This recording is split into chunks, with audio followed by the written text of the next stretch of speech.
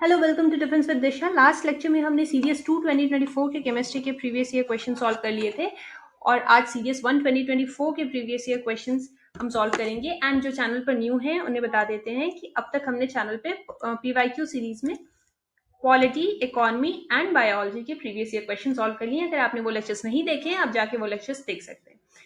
Question solve करना। Question number 33, which one of the following is an amphoteric oxide. Video को pause करके question को solve करने की कोशिश करिए। क्वेश्चन में आपसे क्या पूछा है? Amphoteric oxide. एम्फोट्रिक ऑक्साइड क्या होता है? Those oxides which can act as both acid as well as bases. यही होता है इसका डेफिनेशन। क्वेश्चन का आंसर बताओ फर्स्ट। Aluminium oxide. अब आपको इस क्वेश्चन को लेकर ज्यादा परेशान होने की जरूरत नहीं है। एम्फोट्रिक ऑक्साइड पूछा है एंड एल्युमिनियम ऑक्साइड बहुत ही फेमस सा एक एम्फोट्रिक ऑक्साइड है। अगर आपने बेसिक एग्जांपल्स भी याद किए हैं एम्फोट्रिक ऑक्साइड के, तो एक तो एल्युमिनियम ऑक्साइड का एग्जांपल आता है जो आपसे पूछ लिया यूपीएससी ने, और एक जिंक ऑक्साइड है एंड एक लेड ऑक्साइड। ये तो एटलीस्ट बहुत ही मतलब फेमस एम्फोट्रिक ऑक्साइड है और ये तो सबको ही पता होता है। And I am pretty sure कि आपके बुक में भी एग्जाम्पल जरूर होगा। Next question, which one of the following is the correct order of reactivity of magnesium, aluminum, zinc and iron with HCl? चलो बताओ जल्दी से आंसर बताओ इसका। अगेन आपके बुक से ही क्वेश्चन है ये, आपके बुक में ये चार्ट है एंड वहीं से ये क्वेश्चन है। आपकी एनसीईआरटी बुक, दैट्स क्लास 10 की एनसीईआरटी बुक से ही ये क्वेश्चन है। ये रिएक्टिविटी सीरीज आपके बुक की है। क्वेश्चन आपसे क्या पूछा है? Magnesium, aluminium, zinc and iron के रिएक्टिविटी। मोस्ट रिएक्टिव कौन सा है? यहाँ पे सीरीज है magnesium, then aluminium, then zinc, then iron. Most reactive to least reactive की सीरीज है। सिंपल, आपको यहाँ पे वही चीज मार्क करनी है, magnesium, aluminium, zinc.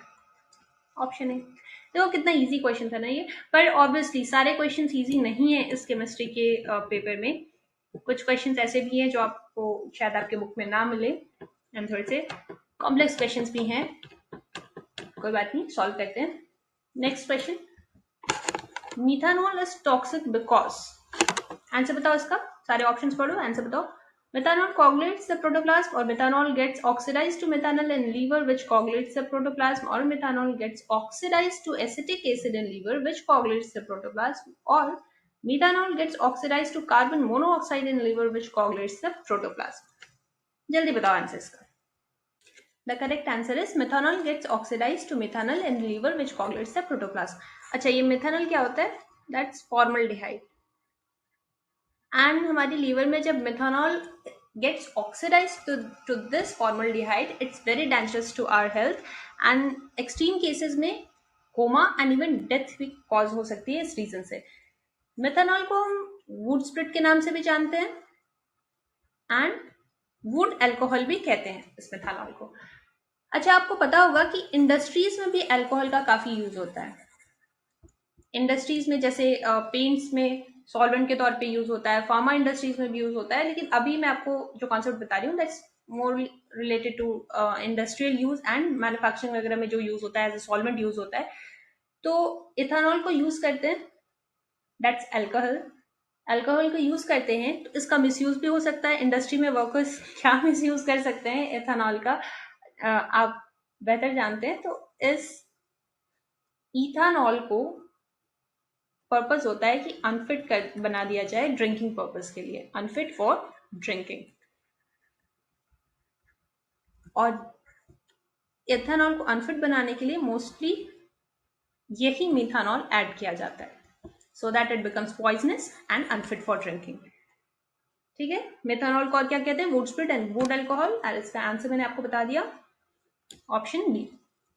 Now next question, slide में कोई क्वेश्चन रह गया? अच्छा, ये vinegar is 5 to 8% solution of acetic acid in water और 5 to 8% solution of carbonic acid in water and 5 to 8 of ethanol। चलो आंसर बताओ इसका जल्दी। Answer is option A. ये तो बच्चों वाला क्वेश्चन था क्योंकि आपको एसिटिक एसिड पता ही है, vinegar is associated with acetic acid. Acids और जो उसकी सोर्सेज के चार्ट हैं दैट इज वेरी इंपॉर्टेंट और आई एम प्रीटी श्योर कि आपको पक्का से याद होंगे। पर ये स्लाइड्स में सारे क्वेश्चन सॉल्व हो गए। नेक्स्ट ये क्वेश्चन सॉल्व करते हैं। The correct order of atomic radius of lithium, sodium, beryllium and oxygen is, answer बताओ इसका फास्ट। अब इस क्वेश्चन को समझने के लिए आपको पीरियोडिक टेबल और उसके ट्रेंड्स को समझना होगा। पिछले लेक्चर में हमने पीरियोडिक टेबल पढ़ा था, सो उसी पीरियोडिक टेबल की स्लाइड तक पहुंचते हैं। वेट, पीरियोडिक टेबल, ये रहा पीरियोडिक टेबल। अब ट्रेंड क्या है पीरियोडिक टेबल में साइज का? बहुत ही सिंपल सा कॉन्सेप्ट है, ध्यान से सुना, और मोस्टली तो शायद आपको पता ही होगा। When we move from the upside to the downside of the periodic table, size of the elements increases, and left से right जाते हैं तो it decreases. सिंपल सा कॉन्सेप्ट, बस इतना ही सही कॉन्सेप्ट है कि जब आप पीरियोडिक टेबल में you move from up to down, size of the elements increase and left to right में इट डिक्रीजेस। लेकिन ये जो कॉन्सेप्ट है इसके बहुत सारे एक्सेप्शंस भी हैं, पर अच्छी बात यह है कि आपके एग्जाम में ये एक्सेप्शंस नहीं पूछेंगे। आपके एग्जाम में जनरल ट्रेंड्स पूछते हैं क्योंकि जनरल साइंस पूछते हैं, आपसे एक्सेप्शंस बिल्कुल नहीं पूछेंगे। और आपसे क्या पूछा है यहाँ पे? Sodium, lithium, beryllium and oxygen trend देखते हैं यहाँ पे। सोडियम के बारे में आपसे पूछा है, लिथियम के बारे में पूछा है, सोडियम के बारे में पूछा है, लिथियम के बारे में पूछा है, बेरिलियम एंड ऑक्सीजन के बारे में पूछा है। चल जल्दी से बताओ क्या आंसर होगा। सोडियम की साइज ज्यादा होगी क्योंकि ये अपसाइड डाउन है। देन इसके बाद लिथियम, क्योंकि इधर ही तो इंक्रीज हो रही है ना, सबसे ज्यादा तो इधर ही है। अगर हम इस सीक्वेंस पे देखें पीरियड वाइज, तो सबसे ज्यादा तो लिथियम की ही होगी इस पीरियड में, तो that's why lithium, then beryllium and then oxygen. और सोडियम की लिथियम से ज्यादा होगी, सिंपल। सो ये ट्रेंड हमें कहाँ पे मिलता है देखते हैं। ऑप्शंस NaLiBeO, देखते हैं ऑप्शंस कहाँ है। फर्स्ट, तो this is the correct one. Simple से ट्रेंड एंड जनरल आपको पता होने चाहिए।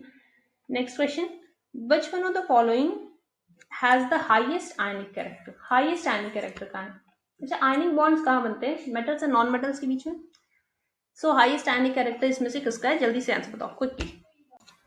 अब इस क्वेश्चन को सॉल्व करने के लिए आपको इलेक्ट्रोनेगेटिविटी का कॉन्सेप्ट पता होना चाहिए और इलेक्ट्रोनेगेटिविटी की जनरल ट्रेंड पता होना चाहिए। पीरियोडिक टेबल में इलेक्ट्रोनेगेटिविटी का जनरल ट्रेंड क्या है? पहले आप मुझे ये बताओ कि आयनिक बॉन्ड क्या होता है। आयनिक बॉन्ड मेटल और नॉन मेटल के बीच में फॉर्म होता है। ये कॉन्सेप्ट तो मैंने आपको बताया थोड़ी देर पहले। सपोज कि ये एक आयनिक बॉन्ड है, ये कोई दो एलिमेंट्स हैं उनके बीच, तो इलेक्ट्रोनेगेटिविटी क्या होती है? ये एलिमेंट या फिर मतलब कोई भी एलिमेंट, ये एलिमेंट या फिर ये एलिमेंट इलेक्ट्रॉन्स को अपनी तरफ कितना अट्रैक्ट कर पाता है, उसी को इलेक्ट्रोनेगेटिविटी कहते हैं। अगर सिंपल टर्म्स में मैं आपको समझाऊं तो the power to attract electrons. अगर सपोज कि इस एलिमेंट की इलेक्ट्रोनेगेटिविटी हाई है तो क्या होगा? इलेक्ट्रॉन्स को ये अपनी ओर अट्रैक्ट कर लेगा और कुछ इलेक्ट्रॉन्स इस तरीके से, मतलब आपकी आयनिक बॉन्ड में इलेक्ट्रॉन्स इस तरफ ज्यादा, ए की तरफ इलेक्ट्रॉन्स ज्यादा शिफ्ट हो जाएंगे अगर ए की इलेक्ट्रोनेगेटिविटी हाई है। आई होप आपको कॉन्सेप्ट समझ में आया होगा।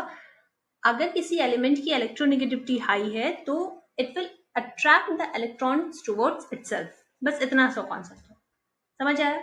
अब आयनिक बॉन्ड में ये आपसे जैसे क्वेश्चन में पूछा है कि which of the following has the highest ionic character, तो आयनिक कैरेक्टर हाईएस्ट कब होगा? आयनिक कैरेक्टर हाईएस्ट तब होगा जब इलेक्ट्रोनेगेटिविटी का डिफरेंस, इलेक्ट्रोनेगेटिविटी के डिफरेंस हाई होगी। इलेक्ट्रोनेगेटिविटी का डिफरेंस हाई होगा तब आयनिक कैरेक्टर हाईएस्ट होगा। समझ में आया? यानी ए की इलेक्ट्रोनेगेटिविटी और बी की इलेक्ट्रोनेगेटिविटी के बीच डिफरेंस जब हाईएस्ट होगा तो हाईएस्ट आयनिक कैरेक्टर होगा। इतना तो आपको कॉन्सेप्ट समझ में आया। अब आपसे क्वेश्चन में जो पूछा है कि which of the following has the highest electronegativity, ये कैसे पता चलेगा इन सारे ऑप्शंस में से? पीरियोडिक टेबल को रेफर करना पड़ेगा। बहुत इंपॉर्टेंट और बहुत ही सिंपल कॉन्सेप्ट है, बट उससे पहले पीरियोडिक टेबल यहाँ पे इंसर्ट करना पड़ेगा। वेट, तो ये पीरियोडिक टेबल है। थोड़ी देर पहले हमने पीरियोडिक टेबल में एलिमेंट्स की साइज का कॉन्सेप्ट पढ़ा था, अभी इलेक्ट्रोनेगेटिविटी का कॉन्सेप्ट पढ़ेंगे। थोड़ा सा इसको शिफ्ट करना पड़ेगा। हाँ, ये पीरियोडिक टेबल में हमने कॉन्सेप्ट देखा था कि जब we move towards the down side, like periodic table में हम ग्रुप में अप साइड से डाउन साइड पे मूव करते हैं तो एलिमेंट्स की साइज इंक्रीज होती है, और जब साइज इंक्रीज होती है ना तो इलेक्ट्रोनेगेटिविटी डिक्रीज होगी। ये जनरल ट्रेंड है और आपके एग्जाम के लिए एक्सेप्शन इंपॉर्टेंट नहीं है, जनरल ट्रेंड ही इंपॉर्टेंट है। तो इलेक्ट्रोनेगेटिविटी साइज इंक्रीज हुई, इलेक्ट्रोनेगेटिविटी डिक्रीज हुई। और सिमिलरली लेफ्ट टू राइट जब हम मूव करते हैं पीरियोडिक टेबल में, लेफ्ट टू राइट मूव करते हैं तो एलिमेंट्स की साइज डिक्रीज होती है एंड इलेक्ट्रोनेगेटिविटी इंक्रीज होती है। बस इतना सा ही कॉन्सेप्ट है आपके इस क्वेश्चन को सॉल्व करने के लिए। आंसर क्या है इसका?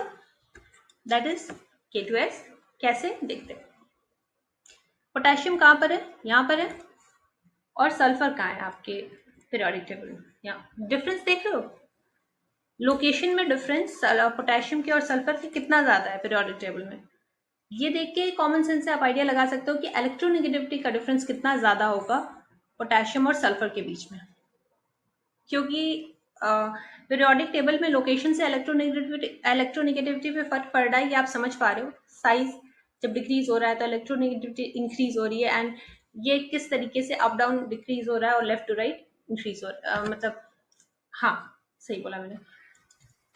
तो लोकेशन से कितना इफेक्ट पड़ता है और कितने लोकेशन में डिफरेंस आपको पता चल गया। बाकी ऑप्शंस आप कंपेयर करोगे ना तो आपको पता चलेगा कि ये कितना सिंपल था। बाकी ऑप्शंस देखो, एक है beryllium that is here and Turin that is here. Difference है यहाँ पर भी, इलेक्ट्रोनेगेटिविटी का डिफरेंस तो रहेगा ही, तभी तो आयनिक कैरेक्टर है ना, बॉन्ड आयनिक बॉन्ड है। लेकिन इतना डिफरेंस नहीं है जितना यहाँ पर पोटेशियम और सल्फर के बीच में डिफरेंस है ना। सिमिलरली आप सिलिकॉन और ऑक्सीजन भी देखो, सिलिकॉन ऑक्सीजन, क्या इतना डिफरेंस है जितना पोटेशियम और सल्फर के बीच में था? बिल्कुल नहीं। सोडियम सॉरी सोडियम नहीं, नाइट्रोजन। वे यहाँ देखो, नाइट्रोजन और क्लोरीन, डिफरेंस देखो, क्या इतना डिफरेंस है जितना पोटेशियम सल्फर के बीच में था? बिल्कुल नहीं। तो अगर आप वो बस ये बेसिक सा भी ट्रेंड पता है ना, आप बहुत इजीली क्वेश्चन सॉल्व करेंगे। इतना सा कॉन्सेप्ट याद रखो कि साइज और इलेक्ट्रोनेगेटिविटी का क्या जनरल ट्रेंड है पीरियोडिक टेबल में। और हाँ, आपको कुछ एलिमेंट्स के एटलीस्ट 20 तक तो भाई बेसिक ही है। अगर 30 तक आप याद रख सको पीरियोडिक टेबल के एलिमेंट्स का ऑर्डर तो बहुत अच्छा है, लेकिन अगर 30 तक नहीं याद रहता है तो एटलीस्ट 20 तक तो आपको 100% याद होना चाहिए। अगर आपको ये ट्रेंड पता है और पीरियोडिक टेबल आपको मतलब सारे एलिमेंट्स याद हैं 20 तक भी एटलीस्ट, तब आपके क्वेश्चन सॉल्व कर पाते हैं। सारे तो ऑब्वियसली नहीं याद करने, मगर एटलीस्ट 20-30 तक आपको पता होनी चाहिए। Which one of the following is not a ferromagnetic material? बताओ इसके which one of the following is not a ferromagnetic material? इसका आंसर बताओ फास्ट। अब देखो ये क्वेश्चन थोड़ा सा टफ लग सकता है आपको अगर आपका साइंस बैकग्राउंड नहीं है, और अगर है भी तो भी आप भूल गए होगे तो टफ लग सकता है क्वेश्चन, लेकिन कोई बात नहीं। अब आपको पूरा कॉन्सेप्ट समझने की यहाँ पर उतनी जरूरत नहीं है अगर आपने एग्जाम्पल्स याद किए हैं तो। मतलब देखो, आयरन, निकल एंड कोबाल्ट, ये तीन तो बहुत ही फेमस फेरोमैग्नेटिक मटेरियल्स हैं। अगर आपने एग्जांपल्स भी याद कर रखे हैं फेरोमैग्नेटिक मटेरियल्स के, देखो ferromagnetic materials, diamagnetic materials, paramagnetic materials, at least इतने के भी अगर आपने एग्जांपल्स याद कर लिए ना तो आपसे पूछा है फेरोमैग्नेटिक मटेरियल कौन नहीं है। कोबाल्ट तो है, आपको पता है फेरोमैग्नेटिक, आयरन है, देन फेरिक क्लोराइड और सिल्वर बचा ऑप्शन में। Silver and gold diamagnetic materials होते हैं। तो नॉट पूछा है तो सी आंसर हो गया। और फेरिक क्लोराइड, अगर आपको नहीं भी सिल्वर का उतना आइडिया था, बस आपको आयरन, निकल और कोबाल्ट भी पता था, तो आप थोड़ा सा रिस्क ले सकते थे ऑप्शंस में। फेरिक यहाँ पर है प्रेजेंट तो शायद आप मान सकते थे, तुक्का भी अगर आपको लगाना था, आपको सिर्फ इतना पता था आयरन, निकल और कोबाल्ट, तो आप सोच सकते थे कि अच्छा फेरोमैग्नेटिक पूछा है तो शायद ये होगा, रिस्क होता। लेकिन फिर भी आपका ऑप्शन एटलीस्ट इस क्वेश्चन में तो सही हो जाता। बट इसका ये मतलब ऑब्वियसली नहीं है कि आप रैंडम तुक्के मारने लग जाओ। और ये बहुत ही इजी था अगर आपको एग्जाम्पल्स याद है तो। आप एग्जाम्पल्स याद कर लेना फेरोमैग्नेटिक के भी और डाईमैग्नेटिक के भी और पैरामैग्नेटिक के भी, पक्का से एग्जाम्पल्स याद कर लेना।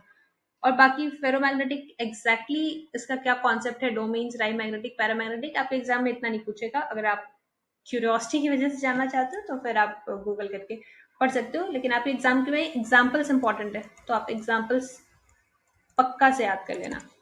Next question, which one of the following is known as cetane? जल्दी बताओ आंसर। हेक्साडेकेन। और सीटेन का एक और यूज है, मतलब सीटेन नंबर का ना एक यूज है डीजल फ्यूल इंजन में।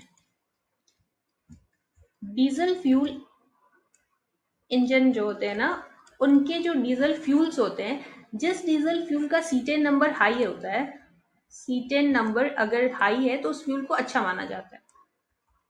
सीटेन नंबर हाई है तो दैट फ्यूल इज डिजायरेबल। क्यों अच्छा माना जाता है सीटेन नंबर हाई है तो? क्योंकि मानते हैं कि अगर सीटेन नंबर हाई है तो फ्यूल की इग्निशन और कंबशन के टाइम के बीच कुछ डिफरेंस होता है। इतना भी आपसे एग्जाम में नहीं मतलब सॉरी, डिफरेंस कम होता है इग्निशन और कंबशन के टाइम के बीच में, which makes this fuel like good fuel. ये सिंपल सा कॉन्सेप्ट है, उतना आपके एग्जाम के लिए इंपॉर्टेंट नहीं है, मैंने ऐसे बता दिया। हेक्साडेकिन और सीटेन, बस इतना याद रखना। Next question, the correct order of octane number of butane, pentane, hexane and cyclohexane. Answer बताओ इसका। ऑक्टेन नंबर क्या होता है ये भी बताना। अगर सिंपल टर्म्स में बोले तो ऑक्टेन नंबर भी फ्यूल एफिशिएंसी को ही मेजर करता है, फ्यूल एफिशिएंसी को ही मेजर करता है। बट ऑक्टेन नंबर पेट्रोलियम या पेट्रोल की फ्यूल एफिशिएंसी को मेजर करता है, इसको गैसोलीन भी कहते हैं। ऑक्टेन नंबर क्या मेजर करता है? फ्यूल की एंटी नॉकिंग प्रॉपर्टी। फ्यूल जब इग्नाइट होता है तो वो नॉकिंग को कितना रेजिस्ट कर सकता है ये मेजर करता है। नॉकिंग का क्या मतलब होता है? Sharp metallic sound. कंबशन के टाइम पे जो फ्यूल रिलीज करता है शार्प मेटलिक साउंड, उसी को नॉकिंग कहते हैं। तो फ्यूल की एंटी नॉकिंग प्रॉपर्टीज को मेजर करता है ये ऑक्टेन नंबर। सीटेन हमने पढ़ा था थोड़ी देर पहले। सीटेन किसके लिए था? ये डीजल फ्यूल्स के लिए था, एंड ऑक्टेन पेट्रोल के लिए। यार अगर आपको ये सारे कॉन्सेप्ट्स पता भी हैं तभी भी ये क्वेश्चन आपसे ये कॉन्सेप्ट्स नहीं पूछ रहा। क्वेश्चन तो आपसे पूछ रहा है, क्या पूछ रहा है? Correct order of octane number of butane, pentane, hexane. आपको ऑक्टेन नंबर अगर पता है तभी ये क्वेश्चन सॉल्व होगा। इसका करेक्ट आंसर है ऑप्शन सी। ये क्वेश्चन तो आपकी बुक में नहीं था तो इसको टफ क्वेश्चन ही मानेंगे। शायद आपके बुक में नहीं है ये क्वेश्चन ना, ऑक्टेन रेटिंग, थोड़ी ऑक्टेन नंबर आपके बुक में नहीं होगा। बाकी तो रिएक्टिविटी सीरीज से क्वेश्चन था, आपके बुक से ही था। और वो जो मेथानॉल वाला क्वेश्चन था, मेथानॉल और मेथानॉल वाला, वो भी आपके बुक से था। देन और भी कुछ क्वेश्चन थे, जनरल ट्रेंड्स थे पीरियोडिक टेबल के सब। तो ये सारे थोड़े कंपैरेटिवली इजियर क्वेश्चंस थे, और कुछ टफ क्वेश्चंस भी थे जैसे सीटेन वाला था, ऑक्टेन वाला था, ये आपके बुक में नहीं होगा। पर चलो कोई बात नहीं, हमने क्वेश्चन सॉल्व कर लिए। नेक्स्ट सीरियस 2023 के फर्स्ट पेपर और सेकंड पेपर के केमिस्ट्री की पीवाईक्यूज हम सॉल्व करेंगे नेक्स्ट लेक्चर में। Bye bye.